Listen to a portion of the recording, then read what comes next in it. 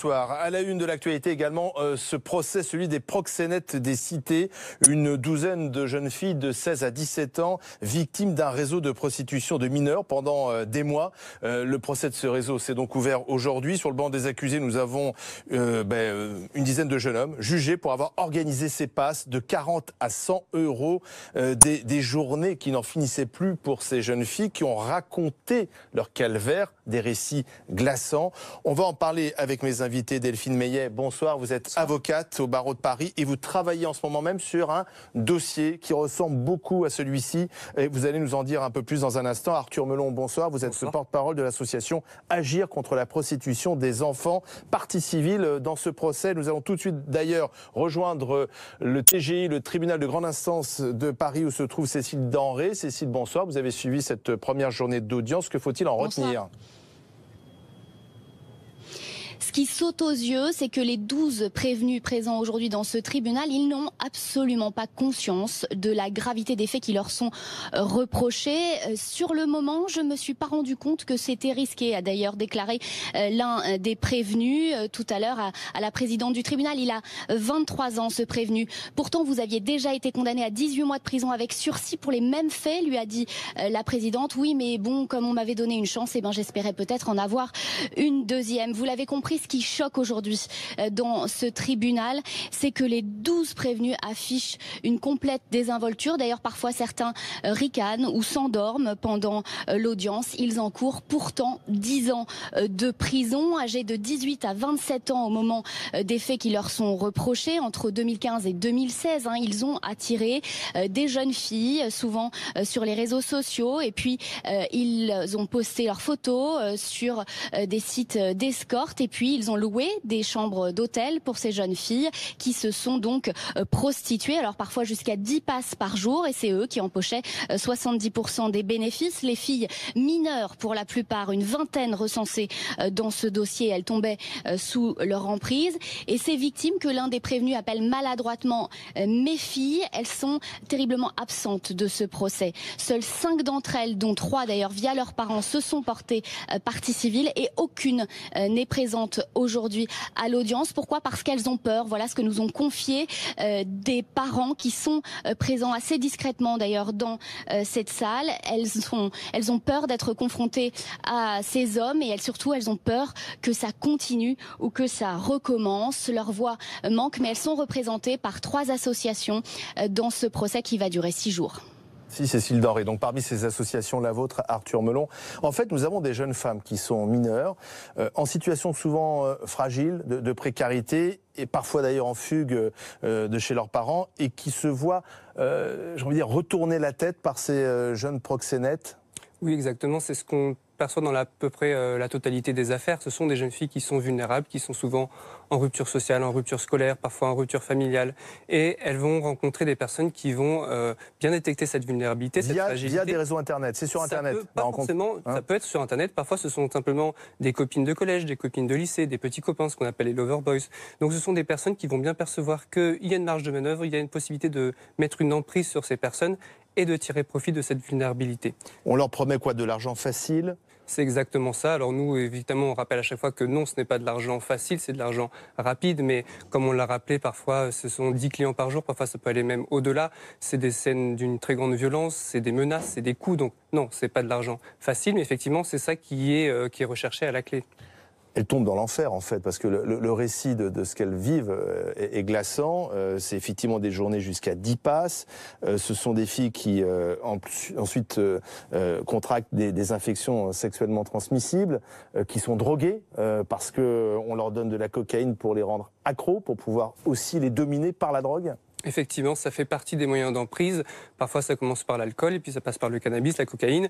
Et les proxénètes l'ont très bien compris. Donc vous avez dans certaines affaires des proxénètes qui vont donner gratuitement les stupéfiants pendant quelques jours, le temps que les filles s'accoutument. Et ensuite, ça va être un moyen de chantage, un moyen de pression pour qu'elles continuent, évidemment. Delphine Meillet, vous êtes avocate, je disais, et vous avez un dossier en ce moment, vous travaillez sur un dossier qui est à peu près identique. Moi, je suis surpris quand Cécile Denré nous dit, finalement, ces jeunes hommes qui étaient donc à la tête de ce réseau de prostitution mineure n'ont pas l'air de se rendre compte de la gravité de ce qu'ils avaient organisé. Oui, c'est assez juste. pour ceux que je défends également, c'est-à-dire qu'il y a une forme de prostitution anodine aujourd'hui, une sorte de vulgarisation de la prostitution. Vous savez, quand on parle d'escorte, c'est un nouveau terme qu'on n'employait pas il y a quelques années, c'est pas anodin.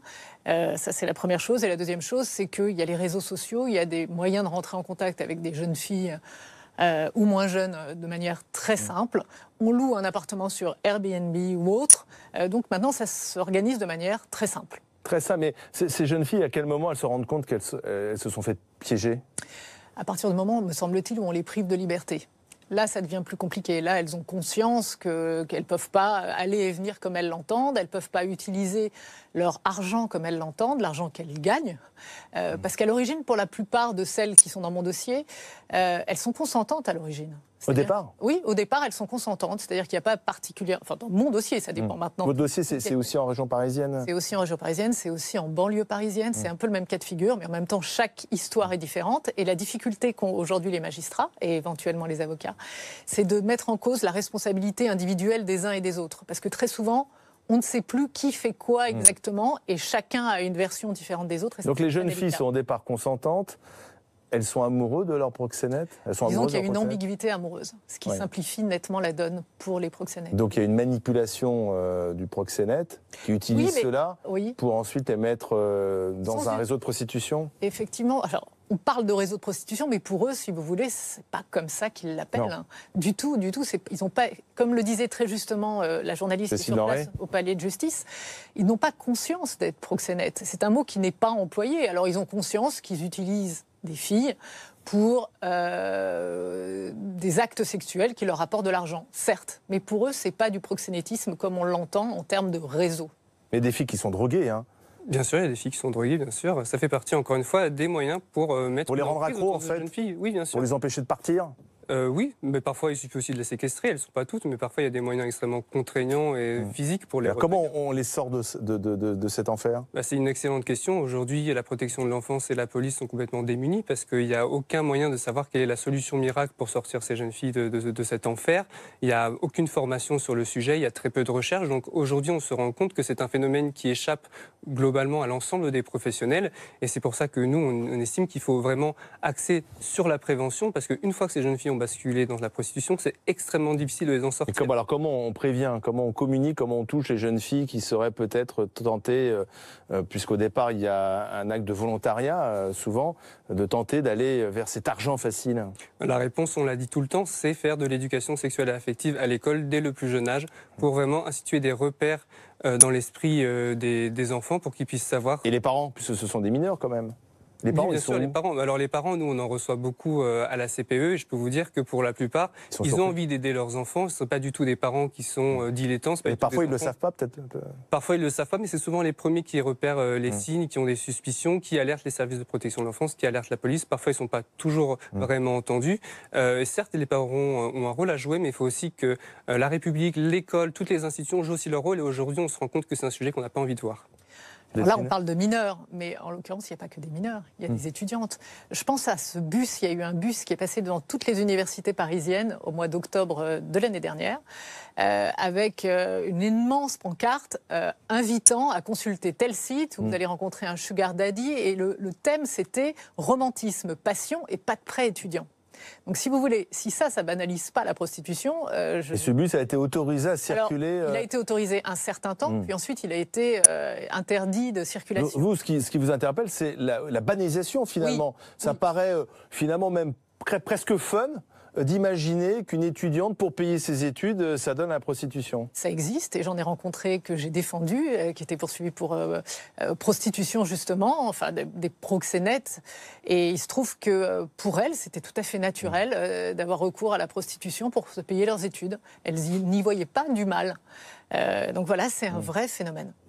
Moi, ce que j'aimerais souligner, c'est deux choses. La première chose, c'est que on parle de banalisation de la prostitution, ce qui est vrai, mais dans l'esprit de ces jeunes filles, ce n'est pas de la prostitution. C'est de l'escorting, c'est du michetonnage, et il n'est pas du tout question pour eux de prostitution. Si on leur dit ce mot, ils vont dire « mais moi, je ne suis pas une prostituée dans la... » Escorting, c'est un autre nom qu'on a trouvé pour rendre acceptable la prostitution. C'est juste pour vous faire comprendre que pour ces jeunes filles, il ne s'agit pas de prostitution, alors que bien entendu, ça en est. Sauf que là il s'agit de mineurs, quand il y a un devoir de protection des mineurs. Et justement, j'y viens, c'est qu'il faut bien faire une différence entre la prostitution étudiante et la prostitution des mineurs. Parce que la prostitution étudiante peut s'expliquer par des facteurs économiques.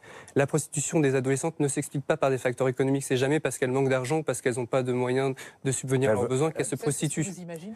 Je pense qu'une adolescente a aussi besoin c'est des d'argent. jeunes filles qui ont des familles, c'est des jeunes filles qui peuvent... Mais elles ont aller- peut-être envie toujours. d'avoir un peu plus Et puis d'argent. quand bien même on a une famille, c'est pas pour autant qu'on va pas se prostituer pour avoir plus d'argent. Bien Des entendu. vêtements de C'est marque. pas toujours la raison. Mais il faut C'est aller l'une au-delà des des mots. raisons, Il faut c'est aller l'un des au-delà des facteurs. mots. Ces jeunes filles, à chaque fois, vont avoir un vocable qui va tourner autour de l'argent. Ça, c'est vrai. Mais quand on creuse, on s'aperçoit que c'est pas pour l'argent. Parce que si elles le faisaient pour l'argent, elles partiraient très vite parce que la plupart du temps, elles touchent pas l'argent, justement. Donc, c'est pas pour l'argent. C'est pour des raisons bien plus profondes, psychologiques. C'est dans un contexte familial, dans un contexte social.